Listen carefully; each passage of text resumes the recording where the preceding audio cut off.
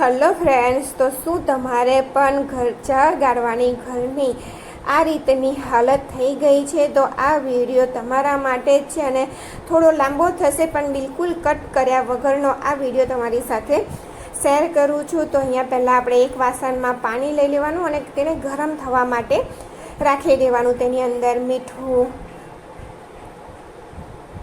અને થોડો ખાવાનો સોડા, અડધી ચમચી જેટલો ખાવાનો સોડા અને ડિશવોશ જે તમે વાસણ ઘસવા માટે લિક્વિડ વાપરતા હોય તે લઈ લેવાનું અને પાણીને ઉકળવા દેવાનું છે. તો પાણી જો આ રીતે ગરમ થવા લાગે ને એટલે તેની અંદર આપણે 1 ટેબલ સ્પૂન ભરીને, એટલે કે 1 મોટી ચમચી ભરીને વિનેગર એડ કરી દેવાનું.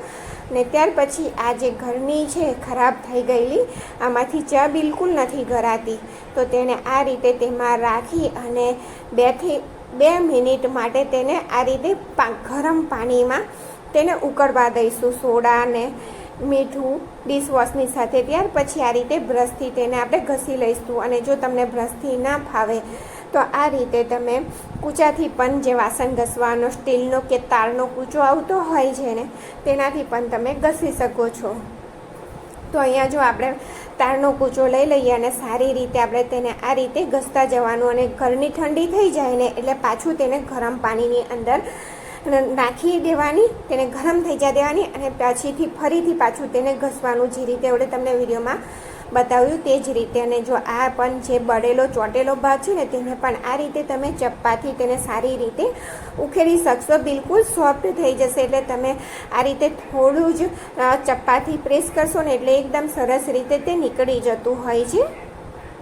તો આ રીતે ઘરનીમાં અંદર અને બહાર બંને બાજુએ સાફ કરી દેવાની. નીચે ગેસનું પાણી જે ગરમ થવા રાખ્યું છે આપણે, તે ગેસ ઉપર તેને ગરમ જ આ રીતે ઉકળતું રાખવાનું. ઘરની ઠંડી થાય એટલે તેને ફરીથી બોળી દેવાની. ત્યાર પછી જો ઘરની ઘસાઈ ગયા પછી અહીંયા ધોઈ અને તમને બતાવું છું, તેને નળે પણ ધોવા નથી લઈ ગઈ, અહીંયા જ ગેસ ઉપર જ જ્યાં ઘસી ત્યાં જ તમને ધોઈને બતાવું છું. પહેલાં તેનો હાલ કેવો હતો અને અત્યારે તમે જોઈ લો, એકદમ સરસ ચોખ્ખી નવા જેવી થઈ ગઈ છે. તો આ આઈડિયા ગમ્યો હોય ને તો ચેનલને લાઇક, શેર અને સબસ્ક્રાઈબ જરૂરથી કરજો. ત્યાર પછીનો બીજો આઈડિયા એ છે કે અહીંયા જો આ રીતે આપણે માર્કેટથી પડદા લાવતા હોય છે બારી માટે, અને તે પડદા એ બારી કરતાં ઘણો મોટો હોય છે, તો સારું નથી લાગતું હતું. ઘણીવાર સોફા પાસે હોય ત્યાર તો નથી જ સારું લાગતું. ઘડીએ ઘડીએ આપણે સાફ કરવું અઘરું પડતું હોય છે. તો તમે તેને સિલાઈ કર્યા વગર ચોંટાડવાનો આઈડિયા અહીંયા તમારી સાથે શેર કરું છું. તો જેટલું આપણે પડદાને ફોલ્ડ કરવાનો છે, વાળવાનો છે, તેટલું વાળી દેવાનું. ત્યાર પછી આ રીતે હોટ ગ્લુ ગનથી તેને ચોંટાડી દઈશું. અહીંયા આપણે બિલકુલ તેને સિલાઈ કરવાની બિલકુલ નહીં જરૂર પડે અને આ રીતે આપણે તેને આરામથી ચોંટાડી દઈશું. અને આ પણ વિડીયો જો આ આઈડિયા પણ તમને ગમ્યો હોય ને તો તમે જરૂરથી મને કમેન્ટ કરજો.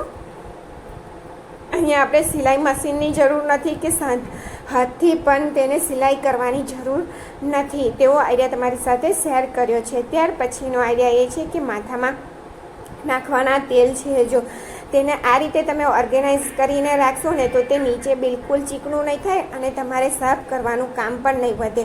તો આ રીતનું જો પ્લાસ્ટિકનું કોઈ કન્ટેનર હોય તેની અંદર આપણે તેલ રાખી દેવાના બધા. અને અહીંયા જો આ તમને હોમમેડ કાજલ બતાવું, ઘરે જ બનાવેલી કાજલ છે અને આ રીતે તમે રાખી દેશો ને તો નીચે બિલકુલ ચોખ્ખું રહેશે. અહીંયા જો હાથ ફેરવીને પણ બતાવું છું, બિલકુલ ચીકણું નહીં થાય.